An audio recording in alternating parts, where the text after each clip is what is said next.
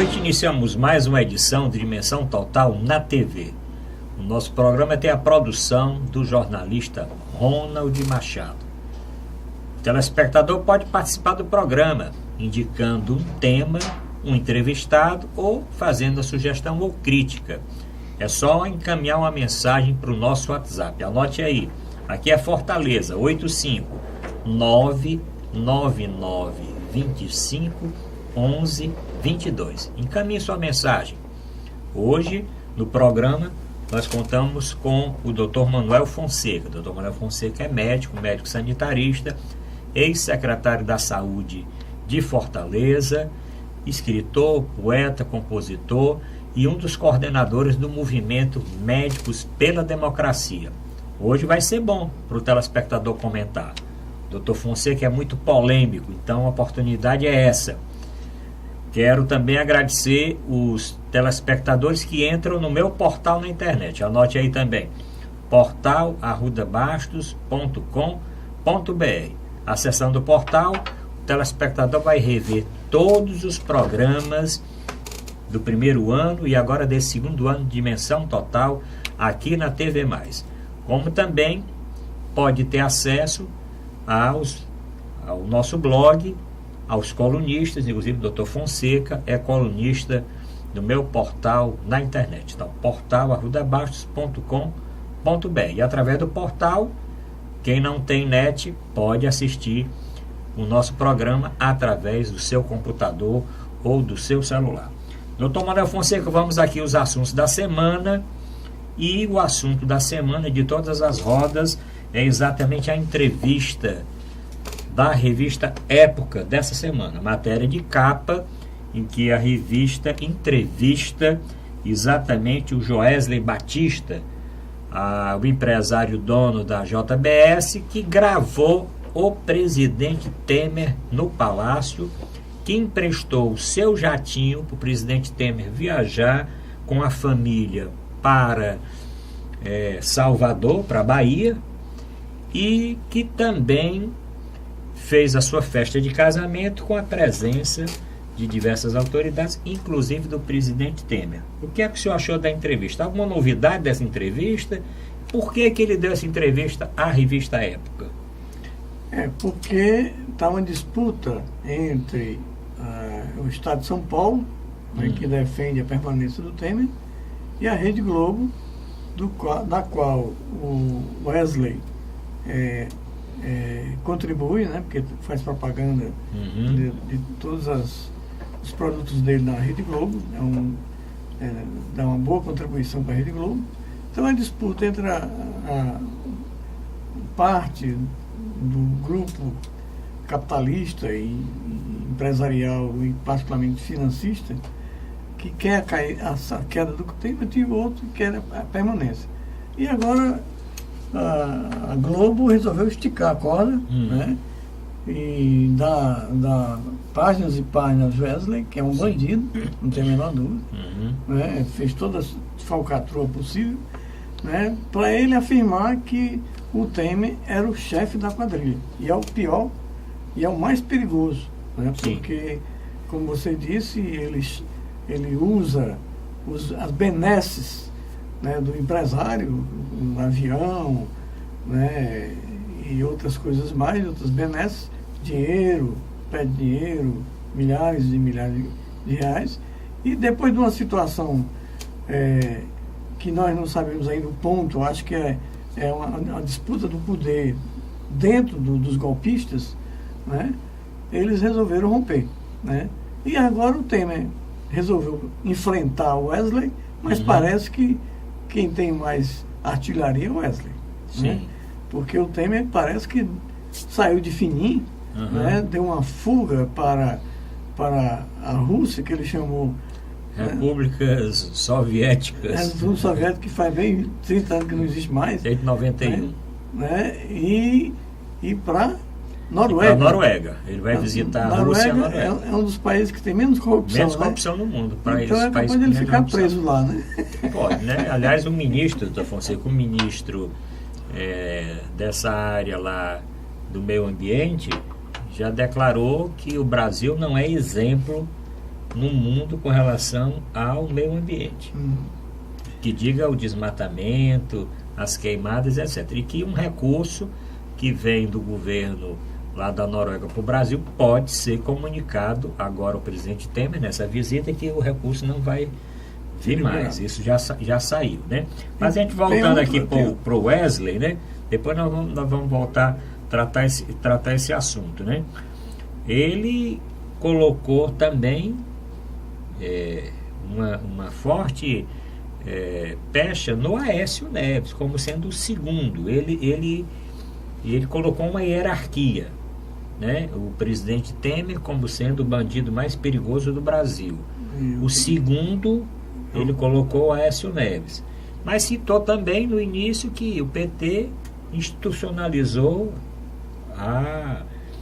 vamos dizer, os desvios e etc. Mas depois disse que não teve nenhum encontro com o Lula que não tenha sido assim institucional e tal. Realmente depois ele não citou mais. Falou muito do Temer e do Aécio e disse uma coisa que é um fato assim marcante, né? Ele citou que quem não está preso está no palácio. É de uma gravidade enorme, né? Quer dizer, um empresário dizer assim, quem não está preso do grupo do Temer, desse grupo, da quadrilha do Temer, quem não está preso ainda está no palácio, né?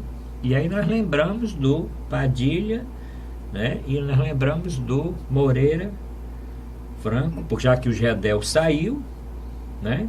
Já o que o outro do Rio Grande do Norte foi preso agora recentemente, saiu também, e outros que arribaram recentemente, né?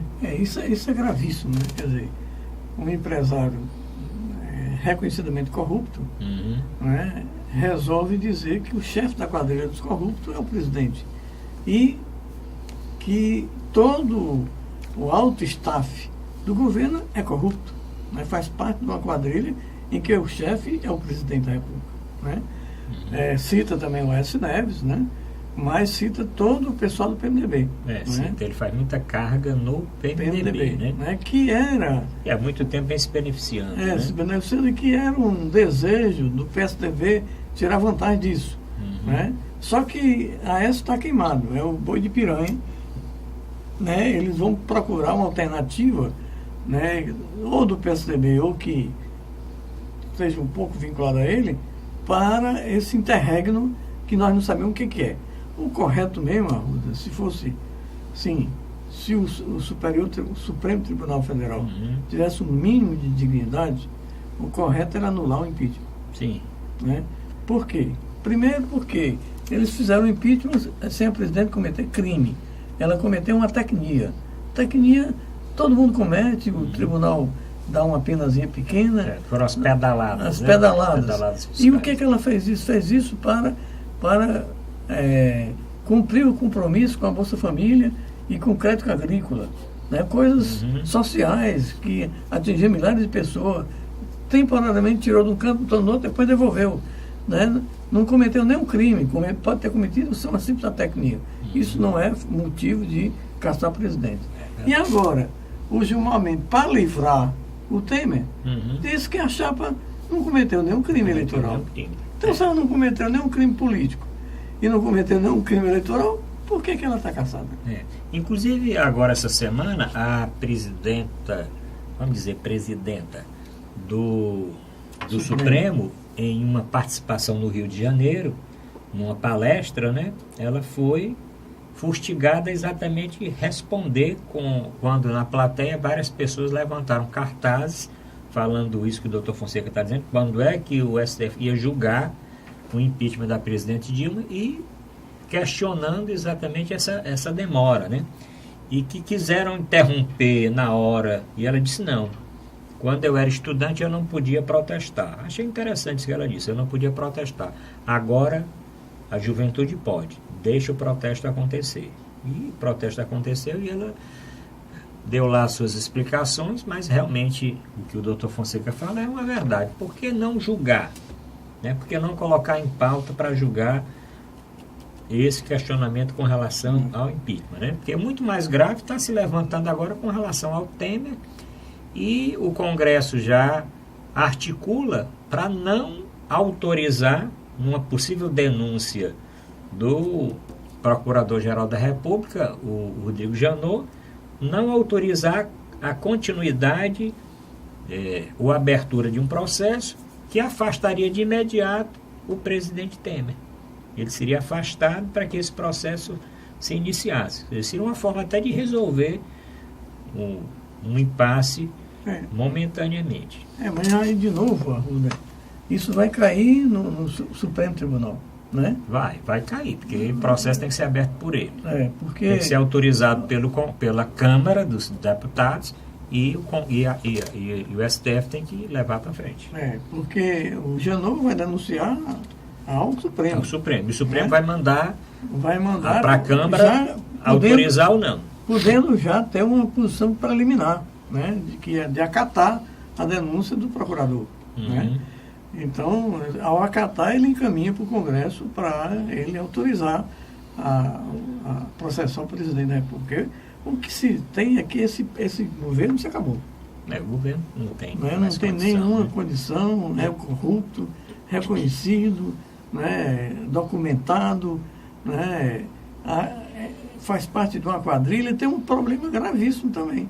É que o Wesley disse que, na prática, mesmo falando aquela generalidade de que foi institucionalizado a corrupção com o PT, isso não é verdade, isso vem desde o tempo da descoberta do Brasil. E o próprio, quer dizer, se não quiser ir tão longe, mas o próprio pai do Marcelo Odebrecht disse que na época dele, olha, em 1940 e tanto, já fazia isso. 46. 46. Da minha idade. Pois é, da sua idade. 70 anos. 70 anos que se faz corrupção. Que se faz isso. Institucionalizada. Né? Então, mas ele disse uma coisa. É que o Lula não, em momento algum, teve com ele para pedir nada. Ele falou. Né?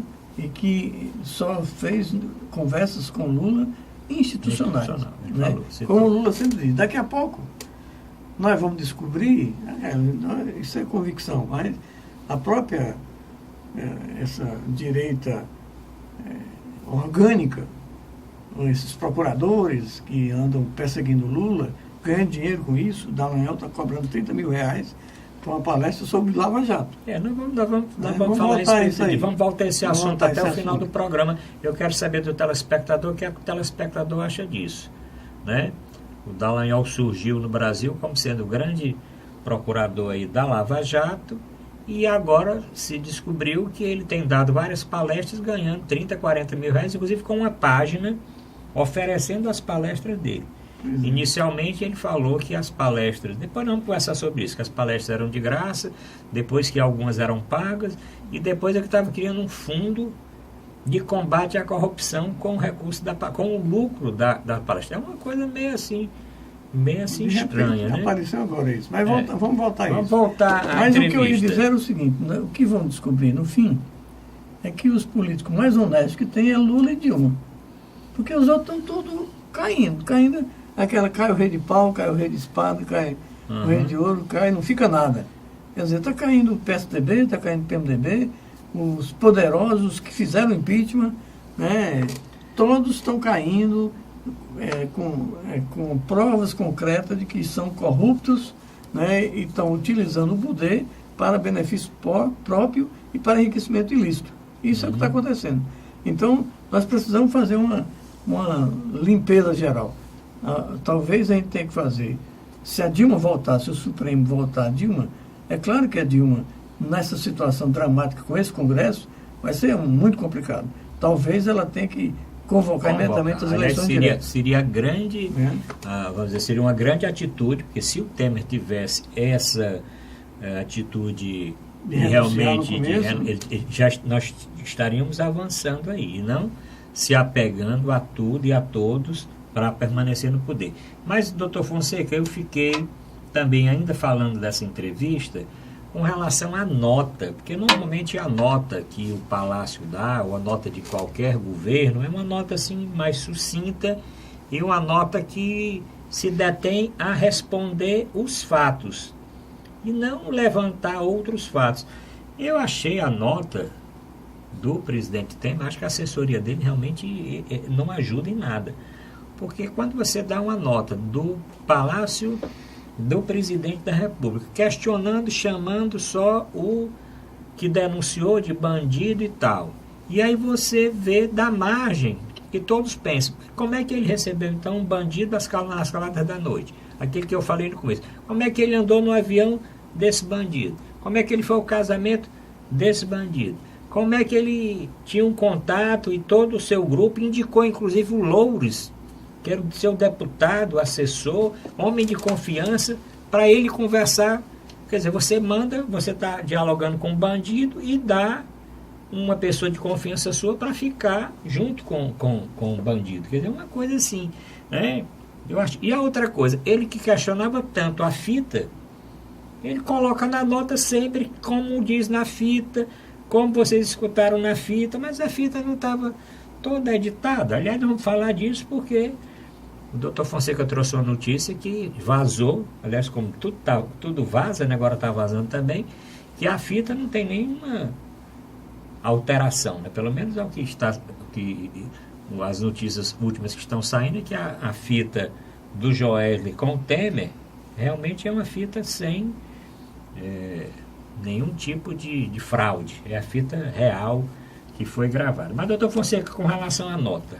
Pois é, a nota é um reconhecimento da criminalidade. Né? Porque se ele denuncia o cara como bandido, e que ele é bandido há 7 anos, como ele disse, há 7 anos atrás, 7 anos. Né? Quando começou o processo do BNDES, ele dizendo que, desde a época do BNDES. Né? Se ele sabia disso, como é que ele não vai negociar com esse bandido dentro do palácio, nos escurinhos, depois do horário do expediente normal, sem nominar quem é que está recebendo. Sem agenda oficial. Sem agenda oficial. Quer dizer, então, se está fazendo isso com bandido, bandido é. Né? Fica uma nota na assessoria. Ele está reconhecendo, né, que está cometendo, faz parte desse conluio de tirar recursos, né, para se beneficiar a camarilha dele. Né? E era de amizade, de mandar flores. Dizem que foi o Joesley que mandou flores, mas depois que foi a mãe do Joesley que mandou flores. Né? Então, era uma intimidade com eles, né? Para que ninguém manda flores para uma pessoa desconhecida. Né? Então, eu acho que ele está assumindo a criminalidade. Ele, o Supremo, porque o Supremo, não sei o que está acontecendo, rapaz. O Supremo está uma timidez, um acoelhamento, né, com raríssimas exceções. Quer dizer, esse rasgo que teve o Fachin, né, de abrir a caixa de Pandora, né, porque antes o lado do Paraná só abriu o que tinha interesse em ferrar o Lula e o PT, de repente o Fachin abriu tudo. Né? Aqui, ó, pá, aí saiu o Aécio, aí começou a confusão todinha. O Aécio parece que está em depressão, né? A turma disse que ele disse que está num movimento kafkaniano, né? Mas não do ponto de vista da perseguição política, ele está se transformando naquele outro metamorfose, e não o processo, né? Então, abriu tudo, né? Mas com raríssimas exceções, o Supremo está um bando de paspalhão e fica olhando as coisas passar. Ele é um poder da República. Né? São os 3 poderes, o executivo, o legislativo e o judiciário. Ele é um dos pilares, né, que poderia estar moderando esse processo, está simplesmente lavando as mãos como Pilatos no credo. Bom, chegamos ao final do primeiro bloco, vamos continuar discutindo esses assuntos, mas aproveite esse pequeno intervalo e encaminhe sua mensagem para o nosso WhatsApp. Fortaleza 85 99925 1122. Voltamos já.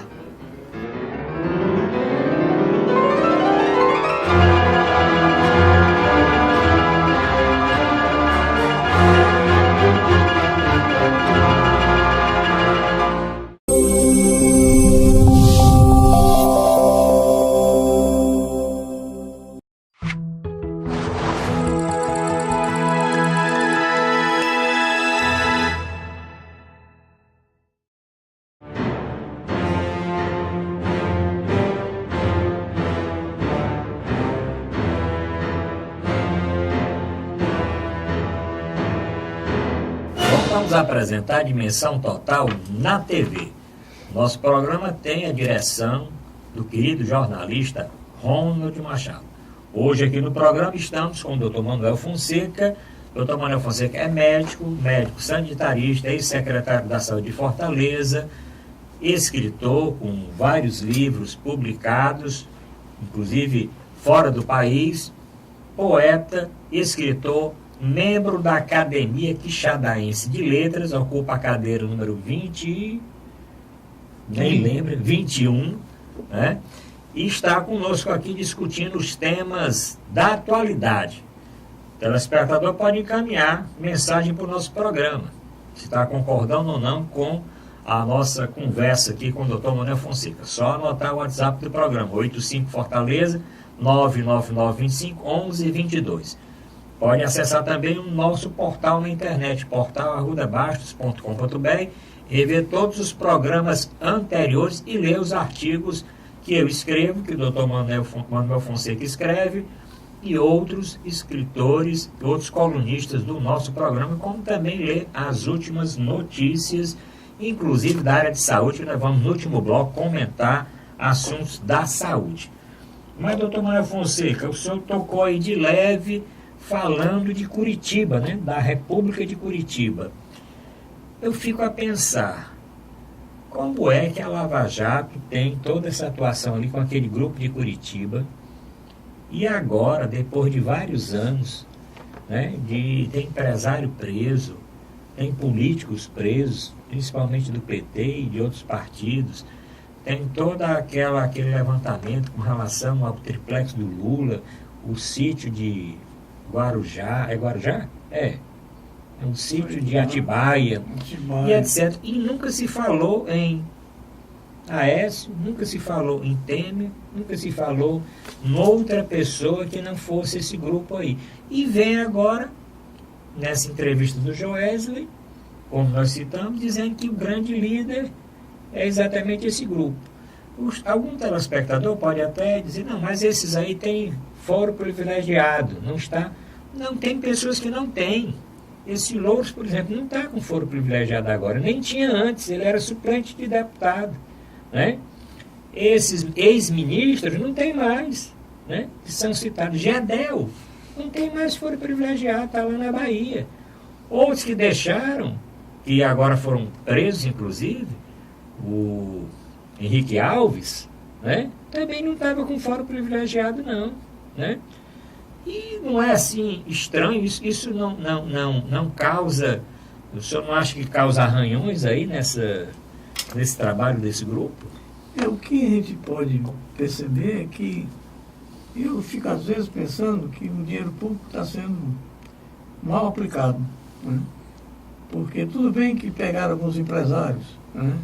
E alguns petistas, agora estão começando a absorver o Vacari, né? Dizendo que o Vacari era um criminoso, estava lá preso e quando foi para a primeira instância, né? Simplesmente absorveram o Vacari, né? Então, esse pessoal não descobre esses grandes corruptos como, né? Mesmo que o juiz não possa, mas a Polícia Federal pode. Sim. Né? E encaminhar para o procurador. Né? De repente foi a Polícia Federal de Brasília que teve esse performance, inclusive com a delação programada, né? É um privilégio total, o cara vai delatar, nem preso né?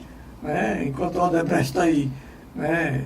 Se ferrando há bem 2 anos, o cara delata nos Estados Unidos, né? Leva toda a família para lá e diz, não, agora eu vou ajudar vocês, e aí vocês gravam aqui toda a minha conversa e vai lá, né? O traidor traindo o traidor, né? Com o Temer e outros. Né? Então essa República de Curitiba, o que eles estão fazendo agora é cesseando a defesa do Lula. Eu vi alguns depoimentos, um negócio incrível. Ele não deixa o advogado de defesa falar, né? Ele simplesmente corta. Está cortado. Não sei qual é o termo que ele usa lá, né? Então ele está cesseando a defesa. Né? Quer dizer, enquanto isso, ele deve estar morrendo de ciúme, né? Porque ele agora não é mais a estrela. Né? É verdade. A estrela agora é o pessoal de de Brasília.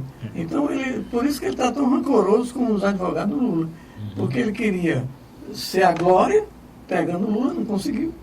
Né? Não conseguiu provar nada, provar as idiotices dos pedalinhos, de um como é que é Sítio. Não, o sítio não. O sítio é do pedalinho, o triplex, né? O triplex, que não é do Lula, comprovado que não é, os caras passam 1 ano, 2 anos fazendo mesmo puxincóia ali, atrás de alguma prova que não consegue.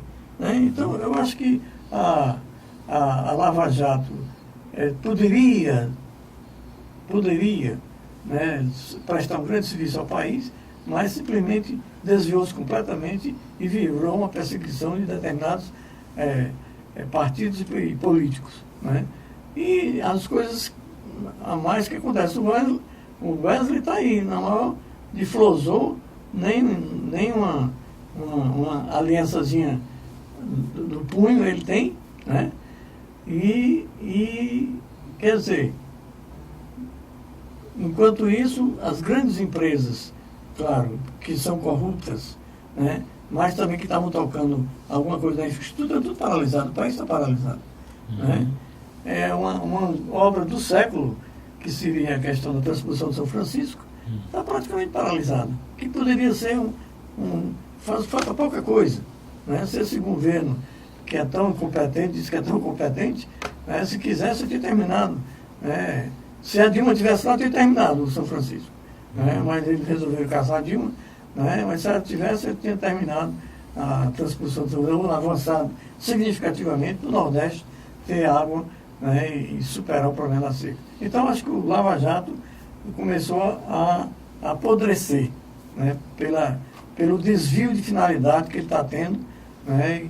E deixando passar ao largo os maiores corruptos, né? Como diz o Wesley, se é verdade ou não, né? Que é o chefe da quadrilha mais perigoso, é o Michel Temer. E o Wesley está comprando uma briga, aliás, comprou uma briga feia com o Temer e está comprando uma com o Cunha. Está entendendo? Porque à medida que ele denuncia o Temer e denuncia o Cunha, os dois se voltam contra o João Wesley, que não tem dúvida, o telespectador sabe que não é um empresário que se diga honesto, né? E que esteja fazendo pelo contrário. Né? Agora, ele está se defendendo e acusando. Né? E aí ninguém sabe o que é que vai dar. Porque hoje já o Eduardo Cunha está dizendo está dizendo a mesma coisa do Temer, que o Joesley é um mentiroso, que não está dando dinheiro para ele, nem está dando para a família, não sei o quê. Ninguém sabe o que é que isso vai dar. E nós sabemos também o que vai dar a delação premiada do Funaro, que era o doleiro do PMDB, e se o nosso querido ex-deputado Lourdes, que eu não sei o que ele quer, ele pede para sair da papuda, volta para ir para a Polícia Federal. Quando chega na Polícia Federal, descobre que a Polícia Federal não tem banho de sol. Aí pede para voltar para a papuda. Chega na papuda e descobre que não é bom. Aí os advogados pedem para ele sair. Pede para não cortar o cabelo. Pede para a mãe não ser interrogada. E deixa a mala de dinheiro na casa da mãe, né? Dentro do armário. Então ninguém sabe realmente, a situação está muito ruim, ninguém sabe o que é que vai dar, né? Ninguém sabe o que é que vai dar daqui para frente, né? O presidente viajou, ninguém sabe se volta. Aliás, essa história de presidente sair e não voltar não é nova, né, doutor Fonseca? Tem muito presidente que foi e... Ou então foi tentado impedir, né? Impedido dele e tal, né? Então ninguém sabe o que é que vai dar. Mas, doutor Fonseca, o que é certo é o seguinte, que o Procurador-Geral da República deve encaminhar realmente essa denúncia, deve ter alguma coisa a mais do que o que está sendo divulgado. E as articulações são tristes, né? São muito tristes as articulações de não deixar que isso prossiga, né? Quer dizer, que barre exatamente na Câmara. E a conversa hoje é que fazendo com que os deputados não compareçam para dar o seu voto, né? Não compareçam e aí não dá quórum, número suficiente para que tenha essa abertura O senhor acha que funciona, por exemplo, um deputado que vai votar para não continuar esse processo? Ele se ausentando, na época de hoje, com tanta internet, com rede social, com todos os estados colocando aí seus outdoors, dizendo quem foi, quem não foi, quem votou, quem não votou. Tem algum sentido o cara não ir votar? Não tem justificativa, né? E o que está fazendo, eles estão, como é que se chama? O afogado. Abraço de afogado. Abraço de afogado. Né? Eles estão querendo se salvar. Estão querendo fazer um acordão para dar anistia no Caixa 2, todo anistia, para trás. Né? Então, a situação agora do Brasil está numa encruzilhada. O que vai acontecer daqui para frente? Né? Quer dizer, vai ser eleições indiretas se Temer cair? Ou o Supremo Tribunal Federal anula o impeachment e a Dilma volta ao poder e convoca ou não as eleições diretas? Acho que deveria convocar.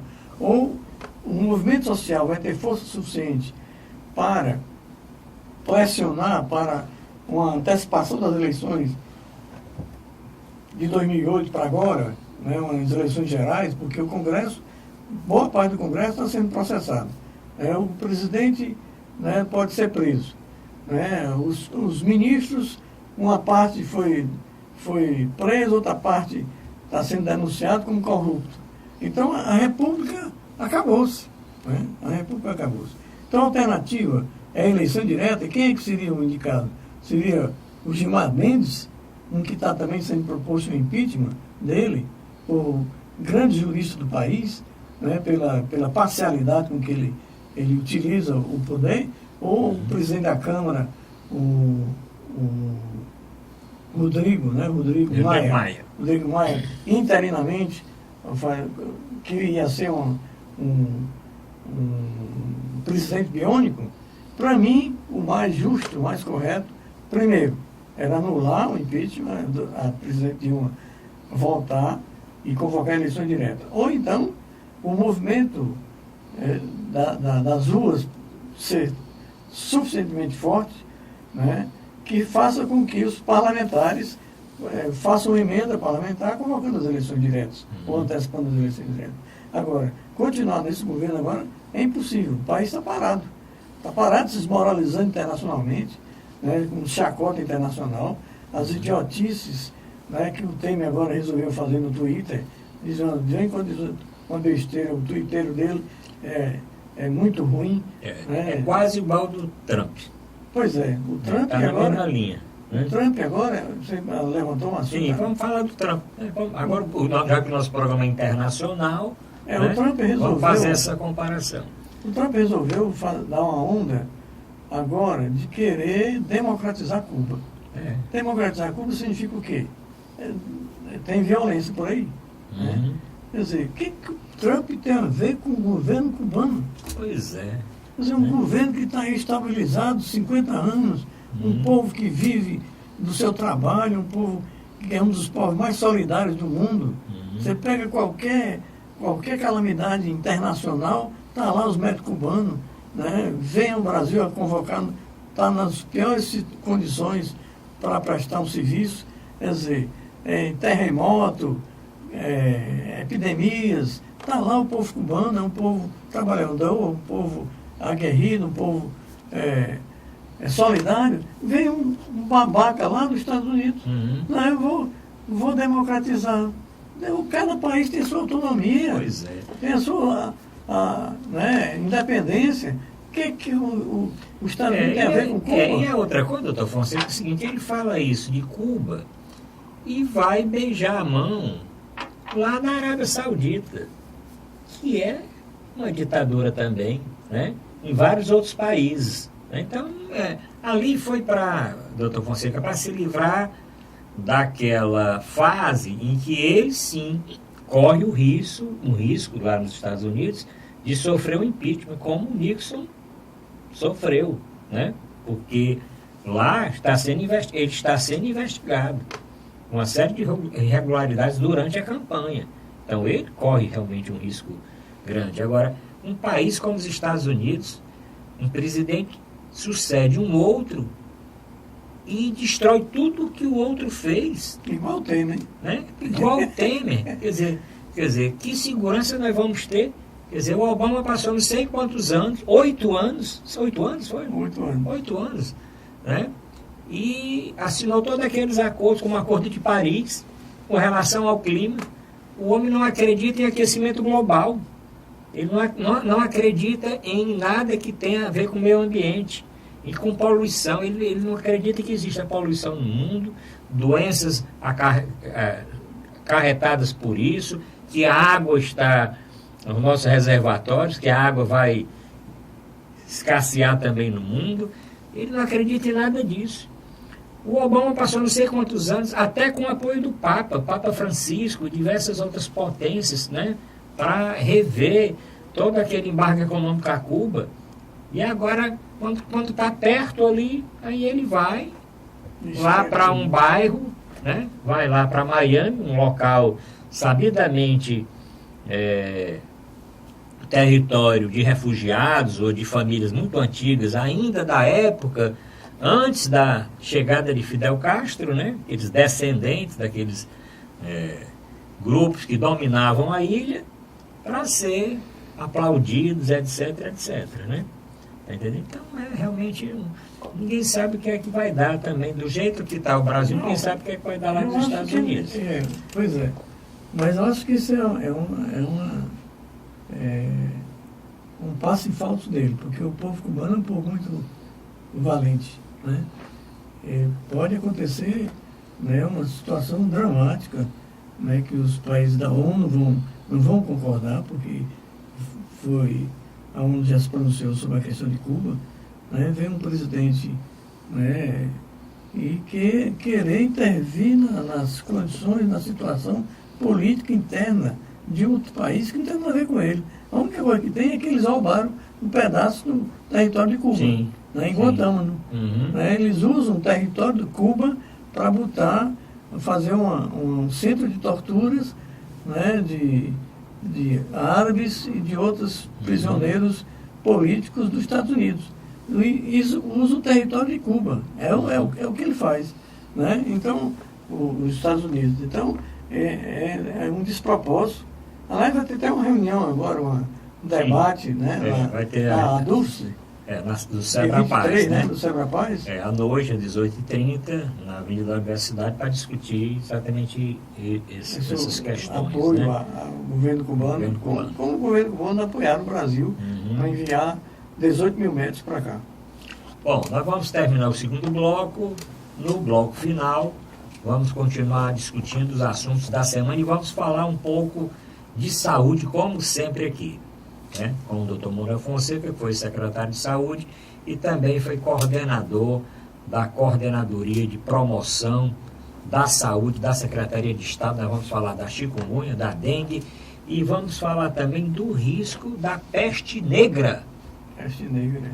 Peste bubônica, que causou uma polêmica com uma nota que a Secretaria divulgou, né, uma nota técnica, que não era para causar polêmica, alertando os profissionais de saúde que tivessem cuidado, né, ao receber pacientes com tais sintomas. E a imprensa divulgou que nós estamos com um grande risco de ter aqui a volta da peste bubônica, peste negra, que matou mais de 75 milhões de habitantes na Europa, ainda no século aí, 14, por lá. Voltamos já.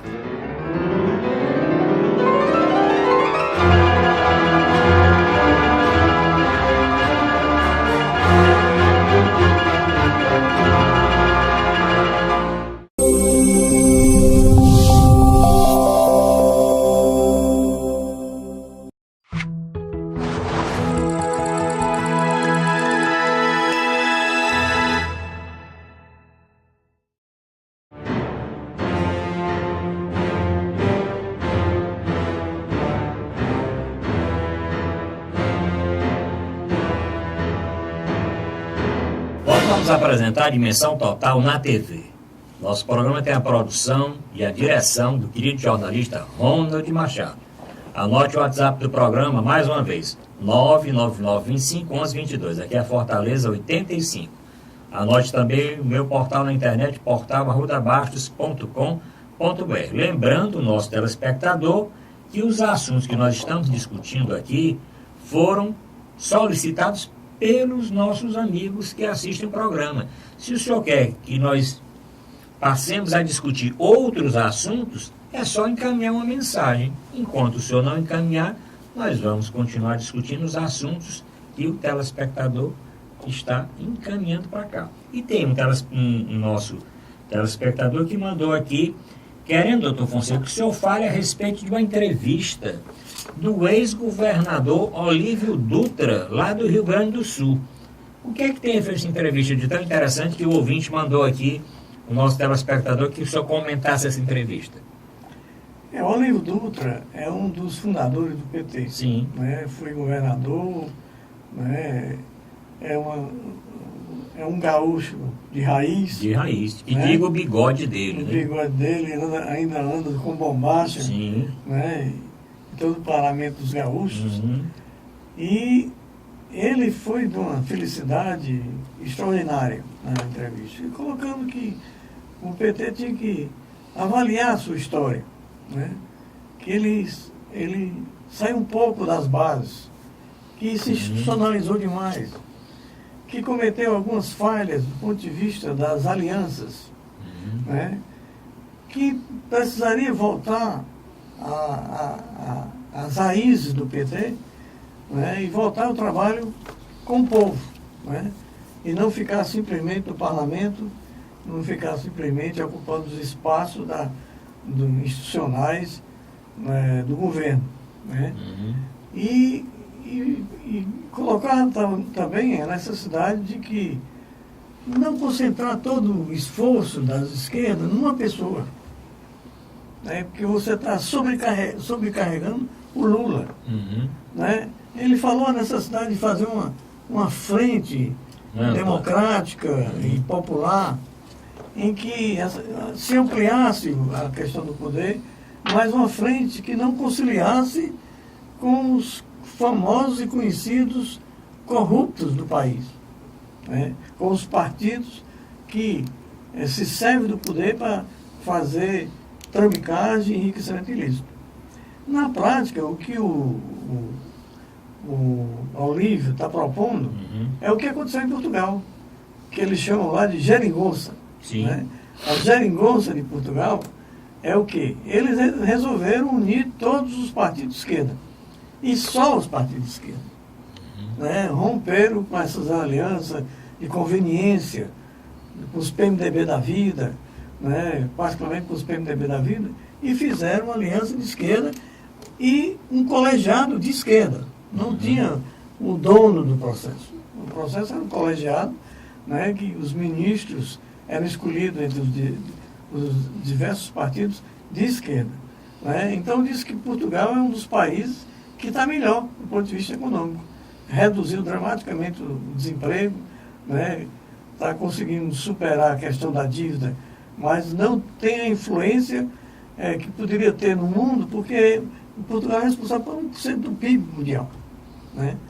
Então ele está dizendo que a geringonça de Portugal está começando a se espalhar e talvez se consolide na Espanha, com o Podemos, que poderia evoluir.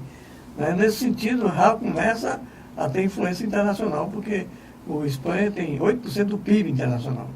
Né? Então, dois países da Europa, né? Um pequenininho e outro mais taludo, poderia ter começado a discutir as novas relações internacionais do ponto de vista da democracia, do ponto de vista dos anseios populares, de um governo mais popular, da questão romper com a desigualdade social, desigualdade econômica, né, pensar no desenvolvimento sustentável. Então, é isso que trata da longa entrevista, muito tranquila. Ele diz o seguinte: eu não quero mais me candidatar. Sim. Né, porque não me interessa mais isso. E também não faço parte de nenhuma tendência dentro do partido. Né? Eu sou um democrata. Né? Então, eu não quero fazer parte de igrejinhas, mas o partido tem que voltar às bases, tem que voltar ao trabalho com o povo. tem que voltar ao trabalho com as organizações sociais. Não pode confiar exclusivamente no parlamento e no executivo. Essa é mais ou menos a entrevista que eu achei brilhantíssima. Né? É um petista de raiz. Ele sempre foi muito equilibrado. Muito né? equilibrado. Sempre foi muito equilibrado. Eu gostei muito. O Olívio é meu candidato a presidente da República. Está aí, eu voto ali com gosto. Olívio Dutra. Mas ele disse que não vai ser mais candidato. Mas de repente, né? Quem sabe? Bom, o presidente de Portugal, Marcelo Rebelo de Sousa, né? É uma experiência única na Europa. O doutor Fonseca falou, é um governo de esquerda. Isso. Que está conduzindo muito bem Portugal. Portugal hoje tem uma economia muito forte e em crescimento, um crescimento acelerado, e as pessoas que visitam Portugal, nós que visitamos inclusive juntos Portugal, depois que o senhor foi a Portugal novamente, sabe quanto Portugal tem desenvolvido. E até mesmo agora nessa calamidade, nesse incêndio, você vê o que Portugal, inclusive a solidariedade de toda a Europa, de todo mundo com relação ao povo português. Né? E infelizmente aconteceram vítimas, mas Portugal teve um apoio muito grande internacional, mostrando que é um governo de esquerda, um governo aberto e respeitado pelos outros países. A doutor Fonseca, estamos chegando nesse último bloco e tem um telespectador aqui que encaminhou-se querendo que a gente falasse um pouquinho mais de chikungunya. Né? 9 cidades aqui do Ceará são as cidades onde no Brasil todo, no boletim do Ministério da Saúde, acontece mais casos de chikungunya. Fortaleza, inclusive, está dentro dela. Maranguape também e outros. Já daqui a pouco eu vou listar as 9 cidades. O que o senhor podia dizer para o nosso telespectador com relação aí à febre chikungunya? Nós falamos no outro programa, mas tem um telespectador que pediu que o senhor falasse como especialista da área para o nosso telespectador. Esse chikungunya é igual o chikungunya, não é não? Causa muito transtorno para o país. Então, né, o chikungunya, que é o Cunha, né? Eduardo Cunha. Mas o chikungunya é uma doença muito grave e que causa muitos transtornos para a população. As pessoas prolongados sintomas, às vezes fica bom, volta os mesmos sintomas, particularmente dores nas articulações, mas particularmente dores na coluna vertebral, mas às vezes dores do pescoço, e a pessoa fica um pouco impossibilitada de trabalhar. Uma doença que mata pouco, ainda bem, né, que o dengue é muito mais agressivo do ponto de vista da mortalidade, mas maltrata muito, né? Maltrata muito. Eu simplesmente acho que houve um certo, não adianta estar batendo nisso, mas um certo dormir no ponto dos governos, né? Porque agora estão começando a campanha, né? Estamos começando a campanha no final do processo natural das epidemias que acontecem no período chuvoso, apesar de que, se você tem intermitência, sempre digo, se você não tem força suficiente da água que chega, né, nos bairros periféricos, né, particularmente, ou nas caixas d'água, a população vai acumular água, né, para poder tomar banho, se alimentar, né, então vai usar panelas, potes e outras coisas, né, tanques, né, botijões, e são criadores naturais do mosquito Aedes aegypti, que transmite não só o chikungunya, mas também o dengue, a zika e até, aqui não é o caso, né, porque é mais silvestre, até a febre amarela. É um mosquito muito competente, esse mosquito da dengue. Bom, eu falei que ia citar as cidades. Então, 9 cidades. Ceará tem 9 cidades líderes em chikungunya no país. Líderes, 9 cidades. E são elas: Fortaleza, Maranguape, Caucaia, Iguatu, Jaguaribara, Heriutaba, Acarape, Milagres e General Sampaio. Essas cidades estão entre os municípios com maior incidência de chikungunya no Brasil. Os dados são do boletim mais recente do Ministério da Saúde. Então, é uma situação realmente... A região metropolitana pega duas grandes cidades. Você pega aqui Fortaleza Calcaia, Maranguape, Maranguape, Acarape, que também fica aqui na região metropolitana. Então, você tem 4 cidades das 9 estão aqui. Você pega Iguatu, um pouquinho mais distante, Jaguaribara, Heriutaba, Milagres e General Sampaio. Está até bem distribuído aí no Ceará. O que tem que fazer, é sempre o que a gente fazia, né? Era no comecinho do ano, começar uma campanha intensa, né? de orientação dos agentes comunitários de saúde, de limpezas, e até fazíamos mobilização até do Exército. Tem um período que pedia o Exército para ajudar, tem um período que pedia as entidades até da indústria e do comércio em seus espaços para fazer a limpeza, né? Porque o mais importante disso tudo é claro, tem uma questão estrutural que é o saneamento básico, que é muito complicado, porque o saneamento básico se investe pouco, né? Estancou, depois no período houve um certo investimento e depois parou o saneamento básico. Né? Tanto a questão do sistema de esgoto e o sistema pluvial, como também, é claro, agora é um complicador que é o abastecimento da água.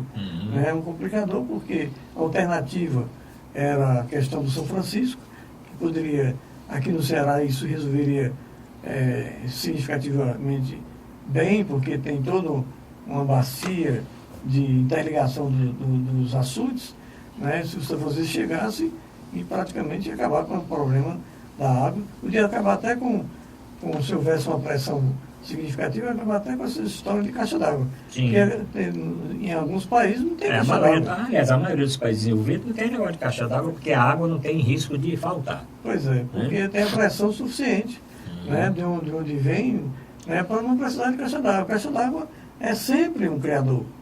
Né? Aí vai fazer quem vai telar essa caixa d'água? Nós não temos uma prática, infelizmente, de autoproteção, das pessoas mesmo se protegerem.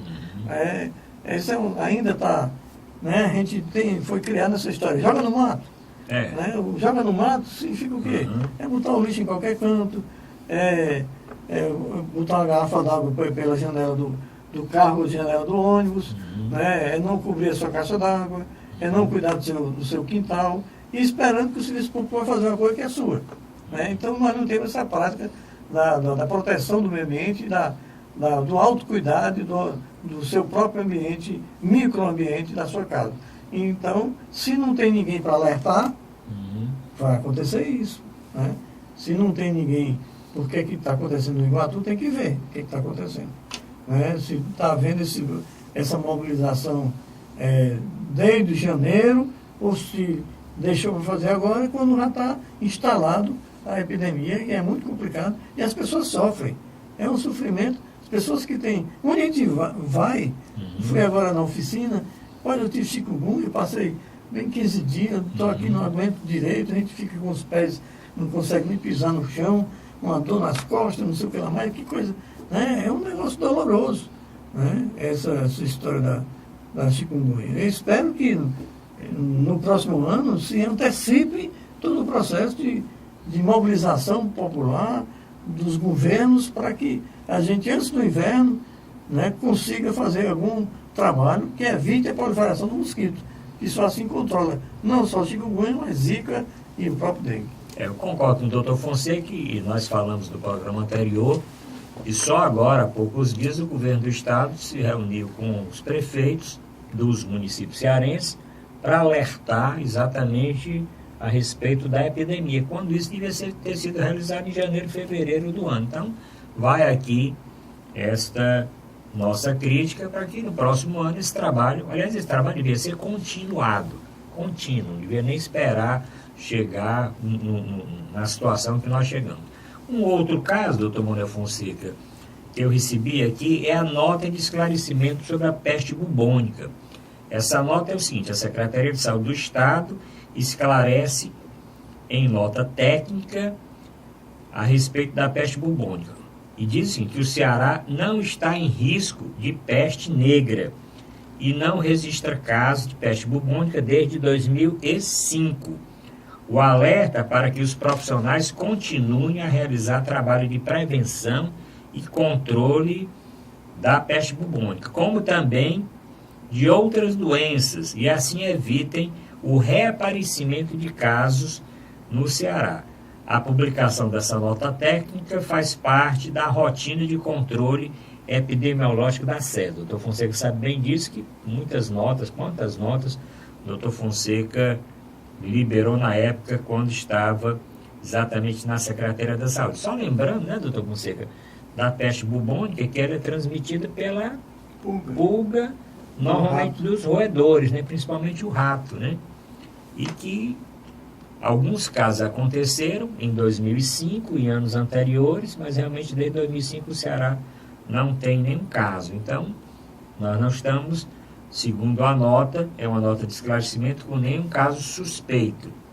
Mas a Secretaria alerta que nós não estamos livres da doença, né, doutor Fonseca? Eu acho, eu não vi a circunstância em que saiu essa nota. Né? Deve ter alguma circunstância. Né? Porque não justifica fazer uma nota no ar. Né? Que não pode acontecer. Né? Não sei o que aconteceu.